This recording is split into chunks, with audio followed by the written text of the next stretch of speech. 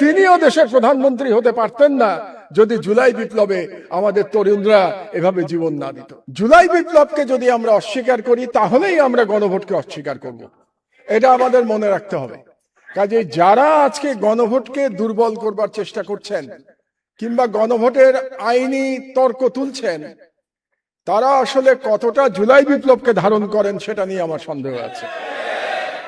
কাজেই আমি বলবো যে জুলাই বিপ্লবকে ধারণ করলে গণভোটকে আমাদের বিনা বাক্য ব্যয় এবং বিনা তর্কে আমাদের মেনে নিতে হবে যে এটাই জনগণের অভিপ্রায়, এবং জনগণ 70% ভোট দিয়ে সেই অভিপ্রায় আমাদেরকে জানিয়ে দিয়েছে।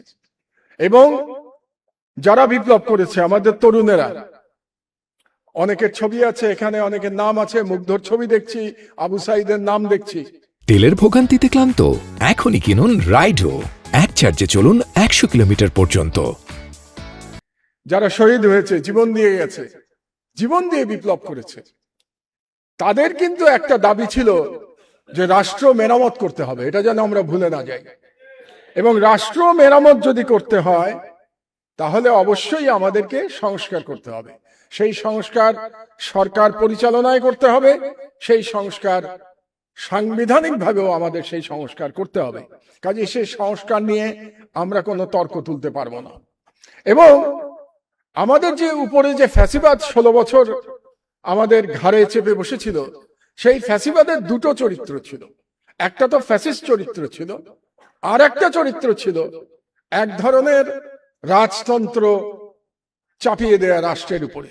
আপনাদের নিশ্চয়ই মনে আছে যে শেখ হাসিনা তার পিতাকে, শেখ মুজিবুর রহমানকে একজন দেবতা হিসেবে আমাদের সামনে তুলে ধরার চেষ্টা করেছিল, এবং সেই দেবতার মাধ্যমে একটা অলিখিত রাজতন্ত্র কায়েম করবার চেষ্টা করেছিল।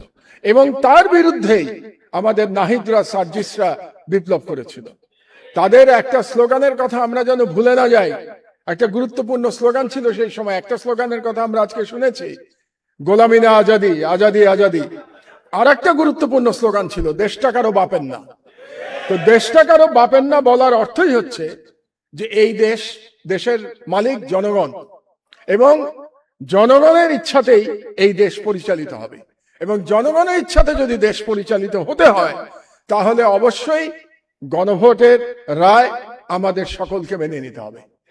আজকে এখানে দুজন গুরুত্বপূর্ণ ব্যক্তি উপস্থিত আছেন, সংসদের গুরুত্বপূর্ণ ব্যক্তি।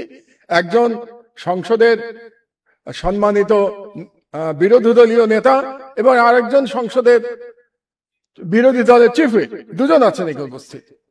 তারা দুজনে কিন্তু বিপ্লবের ফসল। জুলাই বিপ্লব না হলে তারা কিন্তু দুইজন এই পদ পেতেন না। একইভাবে যিনি দেশের প্রধানমন্ত্রী, তিনিও জুলাই বিপ্লবের ফসল। তিনিও দেশের প্রধানমন্ত্রী হতে পারতেন না যদি জুলাই বিপ্লবে আমাদের তরুণরা এভাবে জীবন না দিত। কাজেই আমরা যারা এই জুলাই বিপ্লব নিয়ে প্রশ্ন তুলবো, গণভোট নিয়ে প্রশ্ন তুলবো, তারা আসলে আমাদের শহীদদের অবদানকে অস্বীকার করছি। এই ভুলটা যেন আমরা না করি। আমি বাংলাদেশের তরুণদের ব্যাপারে আশাবাদী।